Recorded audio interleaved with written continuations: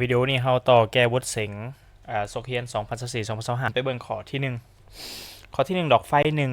1ดอกไฟดอกหนึ่งหงปกติมีผลลบระดับไฟฟ้า6โวลต์และมีกระแสไฟฟ้าแล่นผ่าน 0.5 แอมแปร์ได้คือตัวนี้นี่เฮามีอย่างเฮามีเอ่อผลลบระดับไฟฟ้า U แม่น6โวลต์เนาะแต่ก็มีกระแสไฟฟ้าความเข้มกระแสไฟฟ้าแล่นผ่านแม่น 0.5 แอมแปร์ถามหาอย่างถามหากำลังของดอกไฟแม่นเท่าใดกำลังของดอกไฟก็คือตัว P กำลังของดอกไฟเนี่ยหมายถึงปริมาณที่ใส่ไว้บอกพลังงานที่ดอกไฟดังกล่าวใส่ไปใน1หัวหน่วยเวลาเนาะโอเคสูตรคิดไล่กำลังของดอกไฟแล้วมันยังมีสูตรง่ายๆก็คือ P เท่ากับ U คูณ I ได้ P เท่ากับ U คูณ I ได้ U แมน6 I แมน0.5 6คูณให้0.5เขาได้ P เท่ากับ6 5 30 P เท่า3วัตต์คำตอบข้อ A ได้คำตอบข้อ A P เท่ากับ3วัตต์นั่นคือข้อที่1ข้อที่2ลวดนำไฟฟ้าเส้นหนึ่งลวดนำไฟฟ้าเส้นหนึ่งมีความต้านไฟฟ้า1โอห์มอาจารย์กำหนดเป็น1โอห์มหรือเป็น R เท่ากับ1โอห์มเนื้อที่หน้าตัด1มิลลิเมตร2เนื้อที่หน้าตัดคือตัว A มัน1มิลลิเมตร2เปลี่ยนเป็นเมตร2จะออกอยู่1คูณ10กำลังลบ6เมตร2แม่นบ่ลองไปเปลี่ยนบ้างได้อันที่3ข้อมูลที่3ที่เพิ่นให้เลยแม่นความต้านจำเพาะก็คือตัวโรเท่ากับ2คูณ10กำลังลบ8โอห์มแมทถามหาความยาวของสายไฟว่าเท่ากับเท่าใดถามหาตัว L เฮาจากสูตร R เท่ากับโรคูณให้ L ส่วน A นะจ๊ะถอนเอา L ได้ R คูณให้ A ส่วนโรแม่นวะถอนเอา L นะได้แทนค่าเขาได้ L เท่ากับ R แมน1 A แมน1คูณ10กำลังลบ6ส่วนโรเขาออกเท่าไหร่โรเขาเป็น2คูณ10กำลังลบ8 2คูณ10กำลังลบ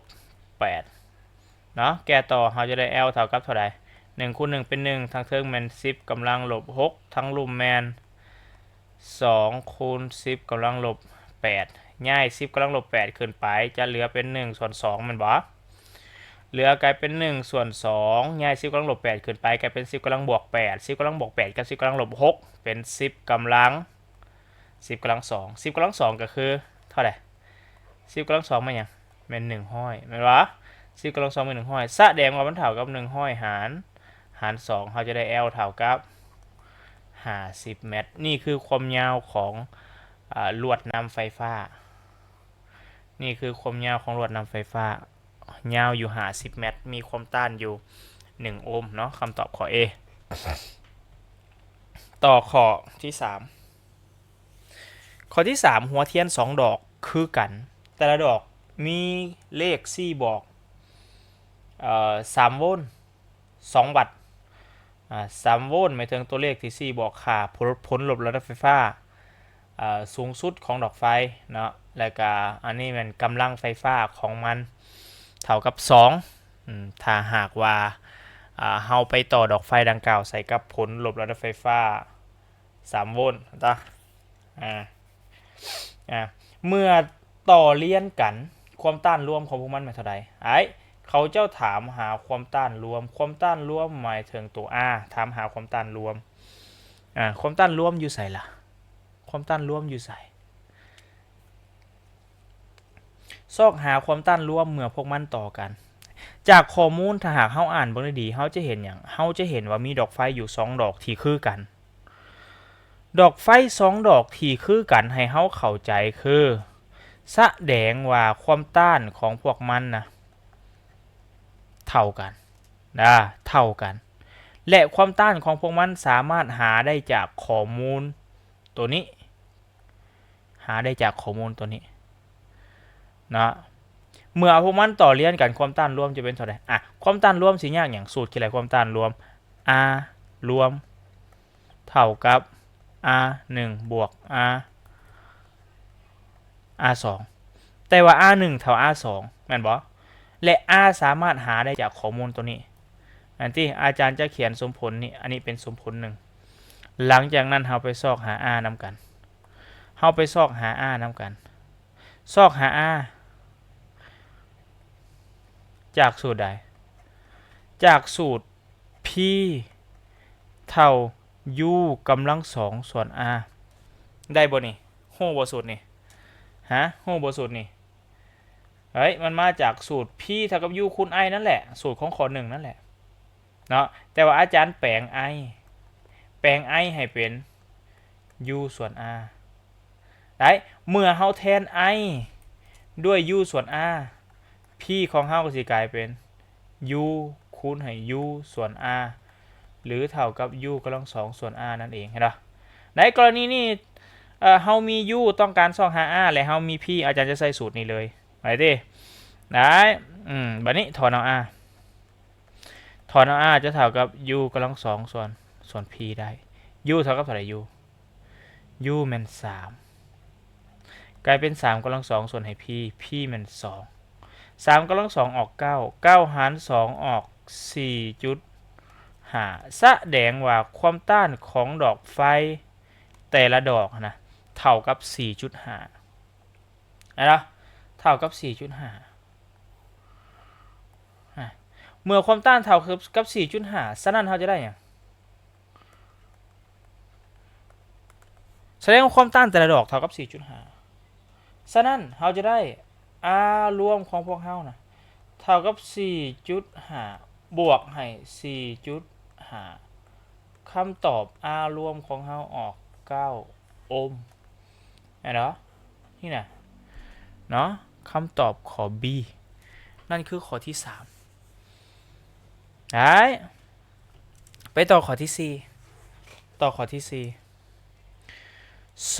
เครื่องต้านไฟฟ้า8โอห์มและ10โอห์มอาจารย์ขอกำหนดอย่างซีเดอร์อันนี้อาจารย์จะกำหนดเป็น R1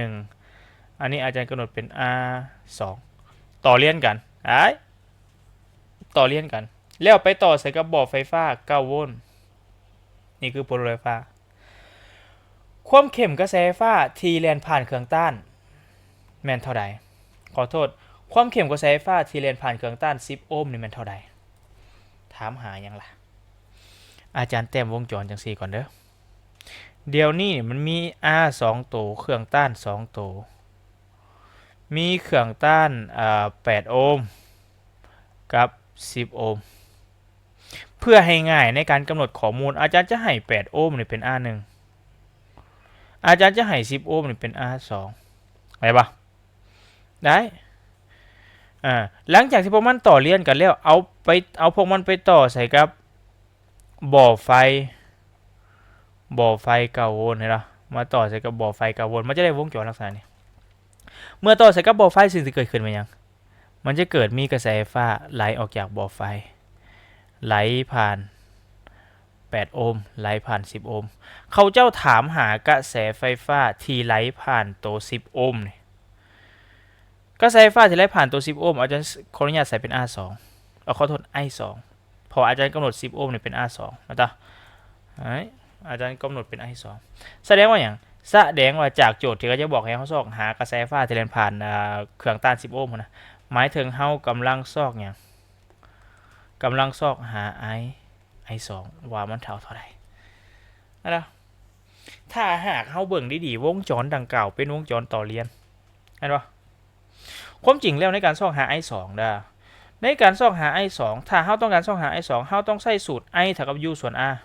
และถ้าหากเขาต้องการซอกหา I2 เขาต้องใส่ U 2ส่วนให้ R2 ได้แต่ปัญหาคือเฮ้ยเขาสิเฮ็ดจังไหนจังได้ I2 เพราะว่า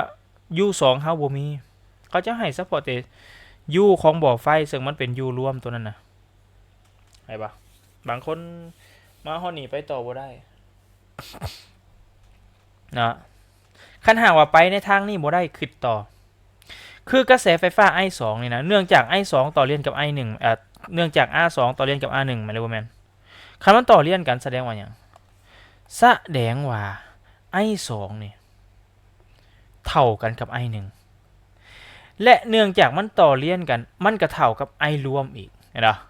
เห็นบ่ I รวมก็คือกระแสไฟฟ้าที่ไหลออกจากบ่อนี่เอิ้น I รวมเห็นบ่มันต่อเลียนกันนะได้เฮาซอกหา I2 โดยกงบ่ได้เฮาสามารถซอกหา I1 ได้ซอกหา I2 มาขอโทษซอกหา I รวมเพื่อบอกค่าของ I2 ได้เพราะมันเท่ากันเด้แม่นตาได้คำถามคือ I รวมเท่ากับเท่าไหร่ล่ะนี่คือข้อมูลที่เฮามีแม่นตาฉะนั้นในการซอกหา I2 อาจารย์จะไปซอกหา I รวมแทนเด้อเพราะว่าเฮาหนทางในการซอกหา I2 มันซอกบ่ได้เนาะเฮาบ่มี U2 อาจารย์จะซอกหา I รวมแทนคัน I รวมต้องเอา U รวมนี่มาส่วนให้ R รวมอันตา U รวมนี่มาส่วนให้ R รวมได้อันน่ะ U รวมเท่ากับเท่าไหร่ล่ะ U รวมเท่ากับ9 R รวมดิอาจารย์ R รวมเขาก็ต้องเอาตัวนี้รวมกันซึ่ง2ตัวนี้ต่อเรียนกันฉะนั้นเขาจะได้ I รวมเท่ากับเท่าไหร่ I รวมเท่ากับ9ส่วนให้ R รวม R รวมก็คือ R1 บวก R2 เพราะมันต่อเรียนกันไม่เลยบ่แม่น R1 บวก R2 ก็คือ10 18เฮาก็เลยได้ I รวมเท่ากับ I รวมเท่ากับ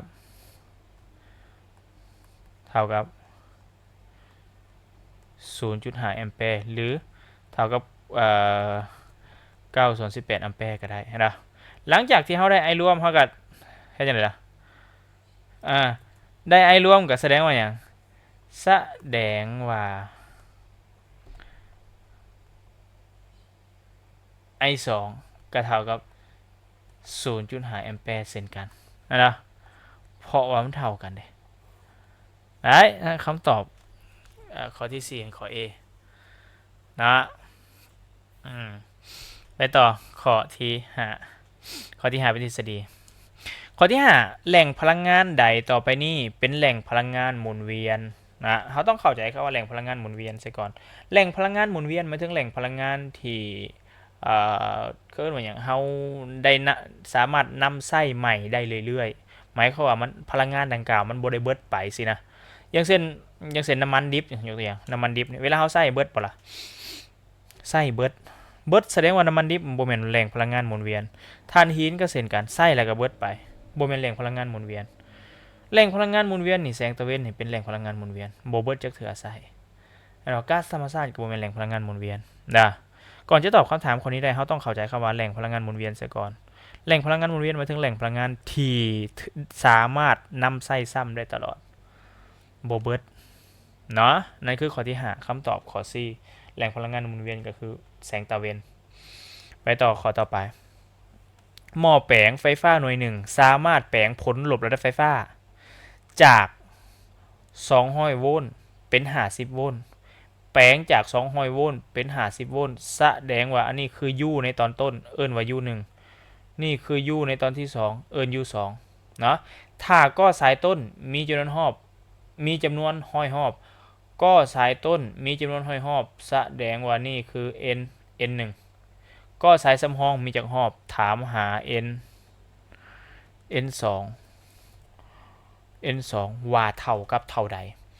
เวลาเฮามีสูตรหยังสูตรของเฮาคือ U1 ส่วน U2 เท่า N1 ส่วน N2 ถ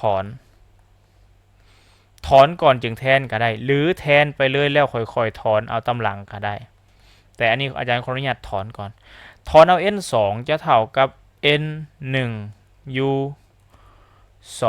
แล้วมาส่วน U1 แทนค่าอาจารย์เอาบิ๊กสีใหม่แทนค่าเขาได้ N2 เมื่อแทนค่าเข้าไปจะเท่ากับ N1 แมน N1 มัน100คูณ U2 มัน50มาส่วนให้ U1 มัน200นะ0ตัด0ชึดเหลืออย่างเหลือ50หาร2คำตอบที่ได้ N2 ของเฮาเท่ากับเท่ากับ 25หอบหมายเขามว่าจำนวนหอบที่เพิ่นเขียนจำนวนหอบของคดลวดที่เพิ่นเขียนในกอสายสำห้องของหมอแปงเท่ากับเท่ากับ25หอบเนาะหมอแปงดังกล่าวเป็นหมอแปงผ่อนหมอแปงที่มีจำนวนหอบของกอสายสำห้องหน่อยกว่าจำนวนหอบของกอสายต้นเอิ้นว่าหมอแปงผ่อนเห็นปะหมอแปงผ่อนตัวมันจึงแปลงโพลาไรฟ้าจากสูงไปต่ำได้นะหมอแปงของเรามี2ประเภทนะหมอแปงเพิ่มกับหมอแปงผ่อนโอเคไปเบิ่งข้อที่7ไฟฟ้ากระแสสลับข้อที่7สมผลกระแสไฟฟ้าสลับตามเวลาแม่นอันนี้ในเวลาที่เท่ากับ 0.005 วิกระแสไฟฟ้ามีค่าเท่าไหร่คือเขาต้องเข้าใจว่าไฟฟ้ากระแสสลับเป็นไฟฟ้าที่มีค่าเปลี่ยนแปลงตามเวลาบ่ว่าจะเป็นความเข้มกระแสไฟฟ้าโพลาไรฟ้าเปลี่ยนแปลงตามเวลาเห็นปะเปลี่ยนแปลงตามสมผลกระแสไฟฟ้าสลับตัวนี้นี่เปลี่ยนแปลงตามสมผลอันนี้นะโอเคกรณีที่เป็นบทเลขอย่างซีนี้แมนให้เฮาเขียนสมผลนี้นะสมผลที่เพิ่นให้มาจากสมผลที่เพิ่นให้มา i เท่ากับ2ซินห้อยปีทีหัวหน่วยเป็นแอมแปร์เนาะเมื่อที่เท่ากับเห็นเหรอก็แสไฟฟ้านี่เปลี่ยนแปลงตามเวลาดังนี้เห็นเหรอเปลี่ยนแปลงตามเวลาเมื่อที่เท่ากับ 0.005 คำถามของข้าเจ้าคือไอตอนนี้นะเป็นเท่าไหร่ไอตัวนี้นะเนาะซึ่งสิ่งที่เราต้องเห็นก็คือเฮา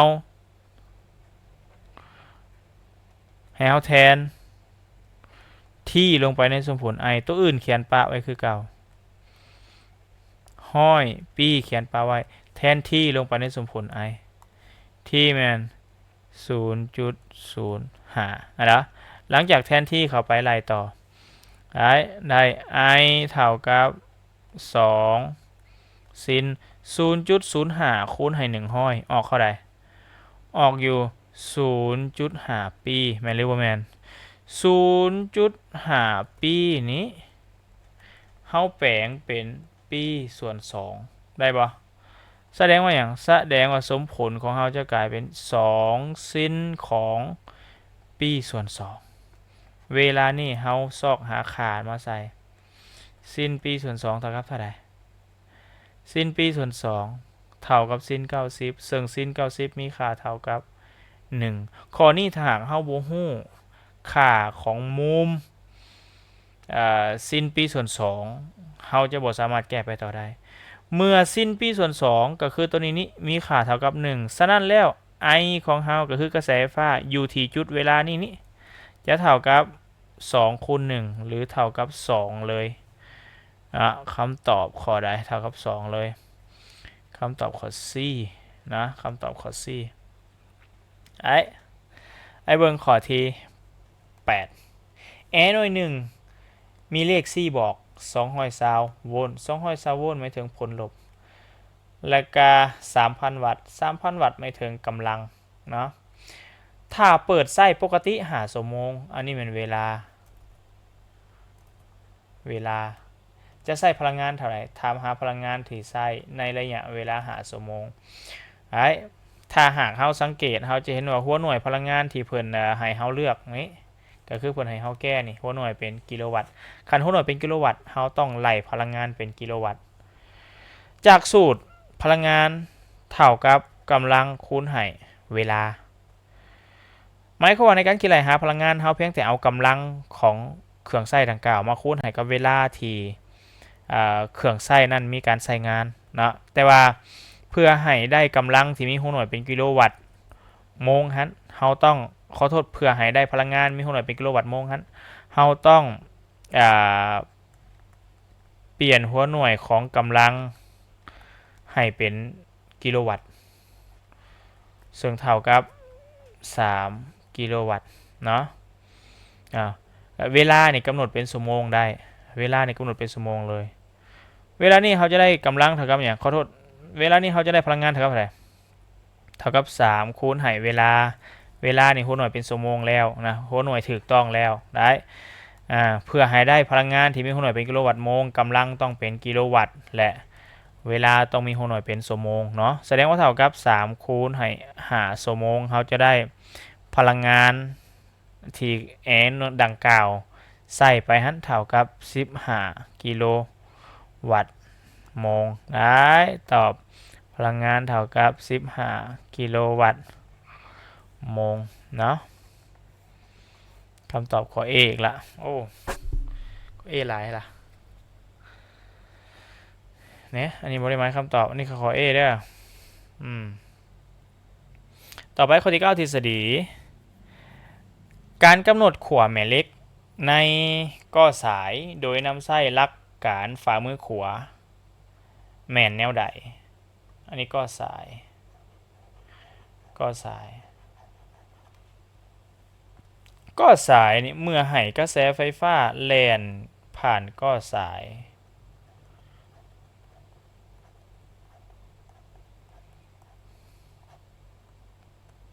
เมื่อให้กระแสไฟฟ้าแล่นผ่านก้อสายและก้อสายถือเคียนโดยเล็กขึ้นว่าเล็กอ่อนฮันเนาะก้อสายจะเปลี่ยนจะก้อสายจะกลายเป็นแม่เหล็กสัวขาวเนาะหมายความว่าก้อสายดังกล่าวจะสามารถดูดโลหะได้เนาะนั่นหมายความอย่างนั้นหมายความว่าก้อสายเห็ดโตเป็นแม่เหล็กเนาะเหมือนเมื่อมันเห็ดโตเป็นแม่เหล็กมันก็สิมีขั้วของมันก็คือขั้วเหนือและขั้วใต้เนาะคำถามข้อนี้เขาจะถามว่าการกำหนดขั้วแม่เหล็กในก้อสายโดยนำไส้และการฝ่ามือขวานะแม่นกำหนดแนวใดเนาะข้อ A นิ้วทั้ง4ไปตามทิศของกระแสนิ้วโป้4ทิศขวาใต้คือข้อ A นะข้อ B นิ้วโป้4ทิศตามกระแสนิ้วทั้ง4ทิศขวาใต้ข้อ C นิ้วทั้ง4ทิศ4ตามทิศของกระแสนิ้วโป้4ทิศขวาเหนือนะข้อ D นิ้วโป้4ตามทิศกระแสนิ้วมือทั้ง4ทิศขวาเหนือนั่นคือข้อ D นะซึ่งคำตอบข้อนี้เขาจะตอบข้อนี้ได้เขาก็ต้องกำได้เนาะเกี่ยวกับหลักการการกำหนดขั้วหรือว่าการกำหนดทิศทางของธงแม่เหล็กที่เกิดจากก้อสายนะเราต้องกำได้ตัวนั้นซึ่งอาจารย์ได้เกี่ยมรูปไว้ให้นี่คือวิธีการกำหนดขั้วหรือว่ากำหนดทิศทางของแม่เหล็กไฟฟ้าก็คือแม่เหล็กที่เกิดจากกระแสไฟฟ้าแล่นผ่านก้อสายฮั่นเนาะนี่คือวิธีการกำหนดโดยใช้หลักการมือขวาในการกำหนดขวาของมันฮั่นแล้วแม่นเขาเจ้าจะเห็นโดยการกำนิ้วทั้ง4นี้ให้หมุนไปตามทิศการไหลของกระแสเนาะกระแสนี่ไหลจากลมขึ้นเทิงเหมือนที่นิ้วของเฮาก็จะกำขึ้นมาจังซี่ได้กำขึ้นมาตามรูปลักษณะรูปนี่ได้นิ้วทั้ง4ให้4ไปตามทิศของกระแสนิ้วโป้นี้จะ4ไปหาขวาเหนือหมายความว่านิ้วโป้นี้จะ4บอกทิศทางขวาของคดลวดนี่ก็คือของแม่เหล็กสัวขาวนี่เนาะนิ้วโป้4ไปทางไหนแสดงว่าขวาเหนือของมันฮั่น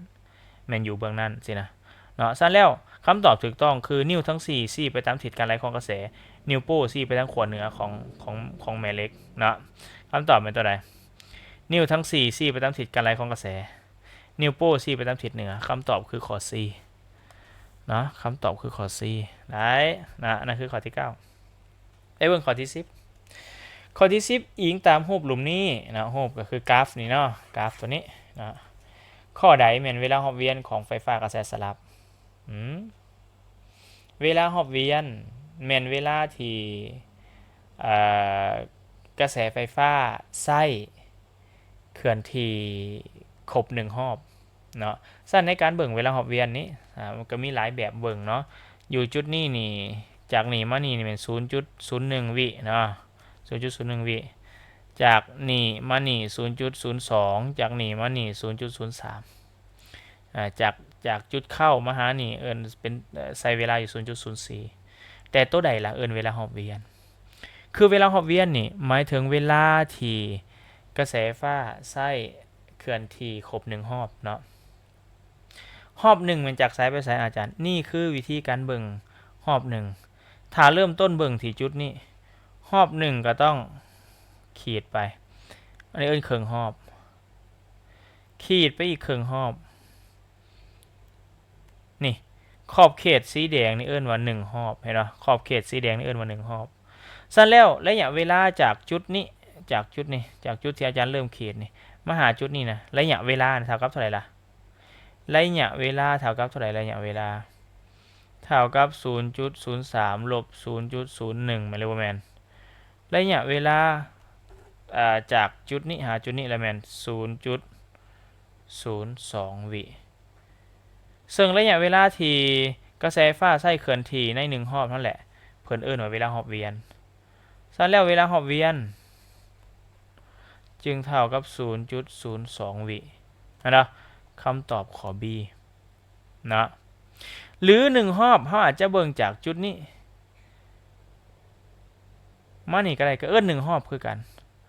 เนาะถ้าเฮาอยากรู้ว่าเวลาที่มันใช้ใน1รอบตัวสีเขียวนี่เท่ากับเท่าไหร่เฮาก็เอาหยังเอา 0.4 มาลบให้ 0.2 ซึ่งมันออก 0.2 เช่นกันนั่นคือเวลารอบเวียนเป็นเวลาที่กระแสฟ้าใช้เคลื่อนที่ใน1รอบเนาะโอเคนั่นคือข้อที่10คำตอบเป็นข้อ B เวลารอบเวียนเป็น 0.02 อิงตามกราฟที่เพิ่นให้มาเนาะข้อที่11วัตถุจริงว่างห่างจากเลนสวดระยะอันนี้คือระยะวัตถุนี่นะระยะวัตถุ s ถ้าเลนไม่ได้ระยะสุ่ม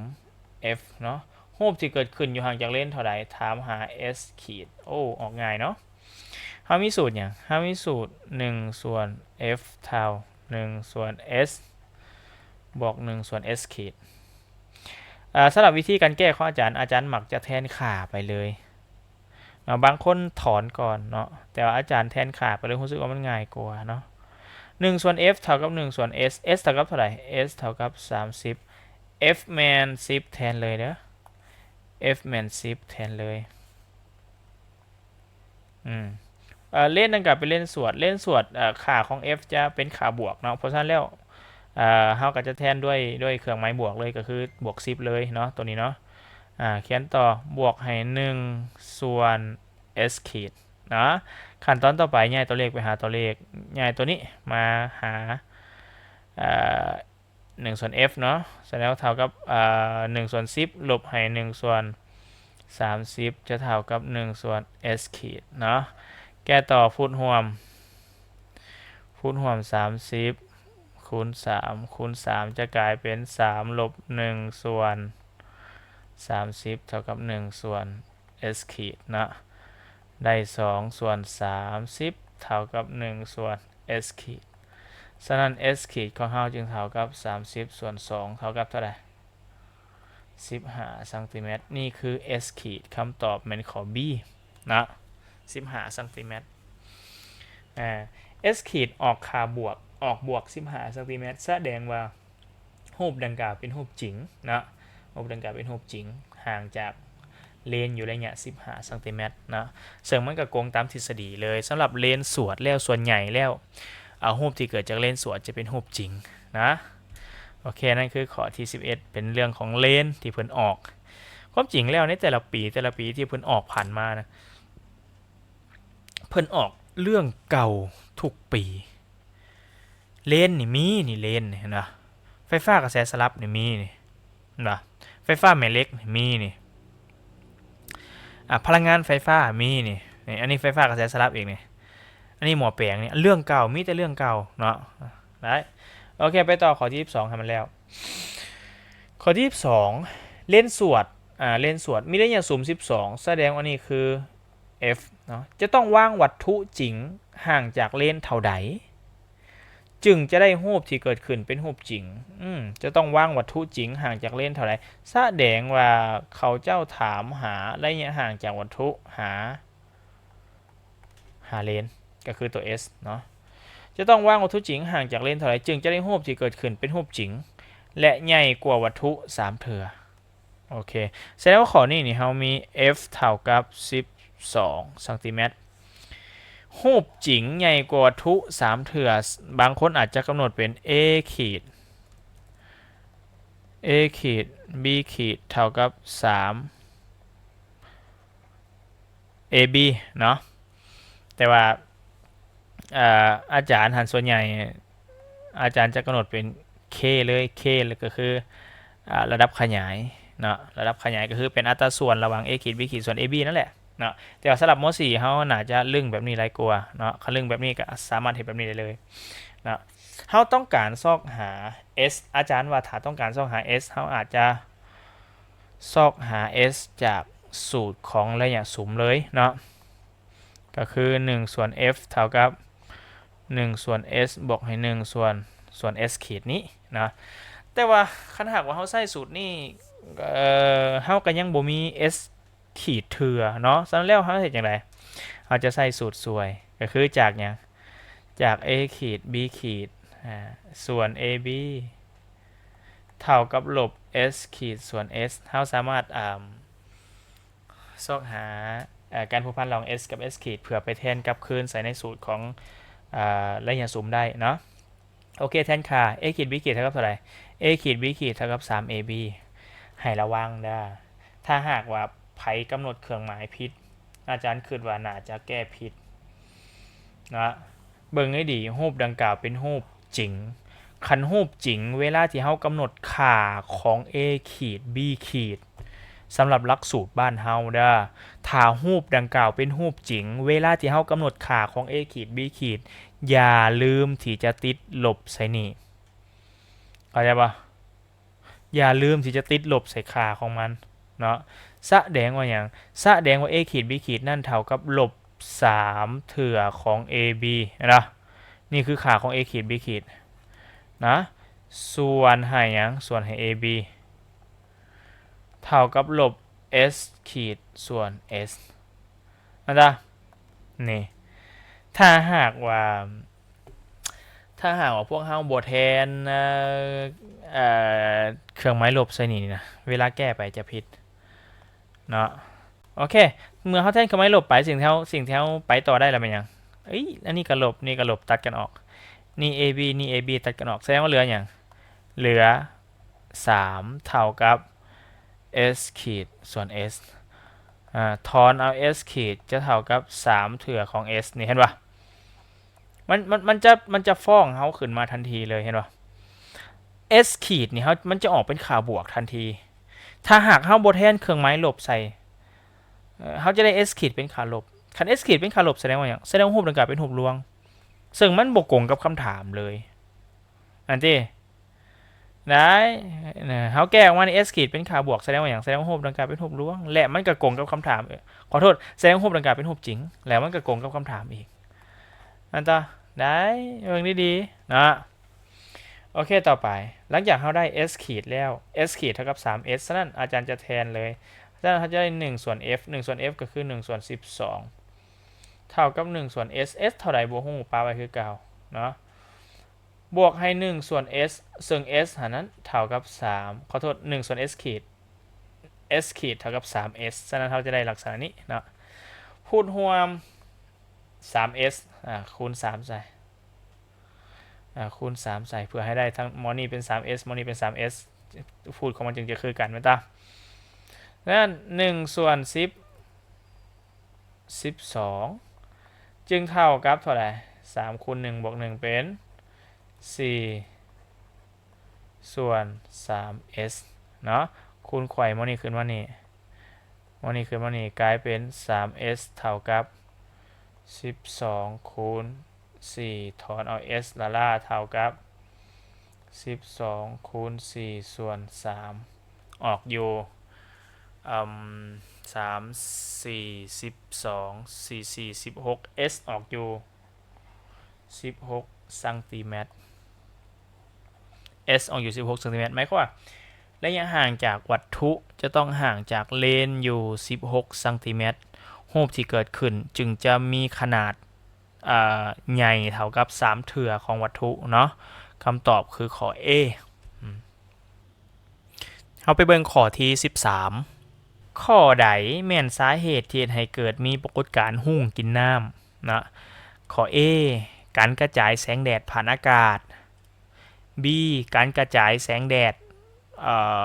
ของละอองน้ำ C การกระจายแสงแดดของก้อนเมฆและ D การกระจายแสงแดดผ่านชั้นบรรยากาศคำตอบที่ถูกต้องสำหรับข้อนี้คือข้อ B เด้อหุ่งกินน้ำนี่มันเกิดจากการกระจายแสงแดด ของละอองน้ำหมายความว่าเมื่อแสงแดดมันส่องผ่านละอองน้ำมันจะเกิดการฮักเมื่อมันเกิดการฮักแสงสีต่างๆที่มาจากดวงตะเวนถึงเป็นแสงสีขาวฮั่นมันก็สิถูกกระจายออกเห็นเราเห็นแสงสีต่างๆทั้ง7สีที่เราเห็นเป็นหุ่งกินน้ำนั่นแหละนะซึ่งหุ่งกินน้ำนี้ส่วนใหญ่เราก็เห็นจะเห็นหลังจากที่ฝนตกแล้วเนาะฝนตกเศร้าหน่อยหนึ่งเราก็จะเห็นแต่ว่าเงื่อนไขในการเห็นหุ่งกินน้ำก็คืออันที่1คือต้องเกิดมีฝนตกเพื่อสร้างละอองน้ำเนาะอันที่2ต้องมีแดดพร้อมได้ถ้าหากว่าขาดตัวใดตัวหนึ่งไปก็สิบ่เห็นหุ่งกินน้ำเนาะความจริงแล้วหุ่งกินน้ำหันหรือว่าหุ่งหันก็คือแสงสีที่เราเห็นนะเราสามารถ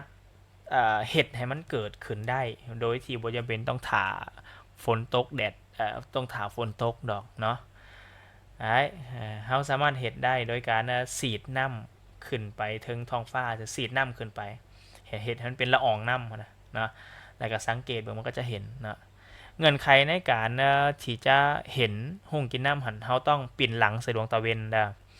ปิ่นหลังใส่ดวงตะเวนก็คือตะเวนต้องเป็นมุมใดหนึ่งที่บ่ได้ตั้งฉากที่บ่ได้อยู่ทั้งหัวเฮาโดยกงเนาะเฮาปิ่นหลังใส่ดวงตะเวนแล้วจากนั้นเฮาสีดน้ำขึ้นไปทางหน้าเฮาให้มันเป็นละอองน้ำเฮาก็จะเห็นเป็นสายหุ่งเลยเนาะซึ่งอาจารย์ได้เอารูปมาให้เบิ่งนี่คือการทดลองของข้าเจ้านี่คือการทดลองของข้าเจ้าเห็นนะนี่นะคือแสงตะเวนนี่อยู่ทางหลังของเด็กน้อยนี่แสงตะเวนนี่ส่องมาทางหลังส่องมาจากทางหลังนะแล้วคู่ของข้าเจ้านี่จะสีดน้ำขึ้นไปทางเทิงเพื่อให้เป็นละอองน้ำนี่คือละอองน้ำบ่เป็นควันเด้อละอองน้ำสิ่งที่เกิดขึ้นคือเมื่อแสงตะเวนไปตกกระทบใส่ละอองน้ำมันจะเกิดการฮักแล้วมันก็จะเกิดการแยกสีเห็นให้เราเห็นเป็นแถบสีต่างๆแบบนี้นะที่เขาเอิ้นว่าหุ่งกันนั่นได้นะสามารถเห็นเองได้ว่าจะเป็นต้องถ่ายอย่างดอกเนาะอันนี้เป็นลักษณะการเห็นให้เกิดหุ่งกินน้ำต่อไปให้ไปเบิ่งข้อที่14ข้อสุดท้ายส่วนประกอบสำคัญของมอเตอร์ไฟฟ้ากระแสกงมีอย่างแน่ส่วนประกอบของมอเตอร์ไฟฟ้ากระแสกงมีอย่างแน่คือตอนที่เราเรียนฮั่นส่วนประกอบของมอเตอร์ไฟฟ้ากระแสกงจะมีอยู่4ภาคส่วนหรือว่ามีอยู่4อย่างเนาะอันที่1แล้วมันหยังฮู้บ่อันที่1คือแม่เหล็กแม่เหล็ก2ขั้วที่ปิ่นหน้าเข้าหากันอันนั้นคืออันที่1คือแม่เหล็กอันที่2ก้อสายสี่เหลี่ยมอันที่3วงแหวนที่เป็นวงแหวนผ่าครึ่งอันที่4ฟอยล์สัมผัสที่เฮ็ดด้วยถ่านได้อันนี้คือ4ส่วนประกอบสำคัญของมอเตอร์ไฟฟ้ากระแสกงได้นะฉะนั้นคำตอบเป็นข้อใดคำตอบจะแม่นข้อดีนะคำตอบจะเป็นข้อดีนะคำตอบเป็นข้อดีได้นี่คือส่วนประกอบสำคัญของมอเตอร์ไฟฟ้ากระแสกงเนี่ยนี่คือส่วนประกอบของมอเตอร์ไฟฟ้ากระแสกงอันที่1คือจะมีแม่เหล็กอยู่2ขั้วโดยที่แต่ละขั้วจะเป็นหน้าเข้าหากันเห็นบ่ถ้าเบื้องนี้เป็นขั้วเหนือเบื้องนี้จะเป็นขั้วใต้สินะอันนั้นเป็นส่วนประกอบที่1ส่วนประกอบที่2คือมีก้อสายเป็นคดที่เป็นคดสี่เหลี่ยมอันนี้คือก้อสายส่วนประกอบที่2ส่วนประกอบสำคัญที่2ส่วนประกอบสำคัญที่3แล้วแม่นมีวงแหวนเห็นป่ะวงแหวนตัวนี้ซึ่งเป็นวงแหวนที่ผ่าครึ่งนี่ตัวนี้นะส่วนประกอบที่4แม่นฟอยล์สัมผัสที่เฮ็ดด้วยถ่านเนาะฟอยล์สัมผัสนี่คือส่วนประกอบของมอเตอร์ไฟฟ้ากระแสกงนะนั่นคือข้อ14ข้อสุดท้าย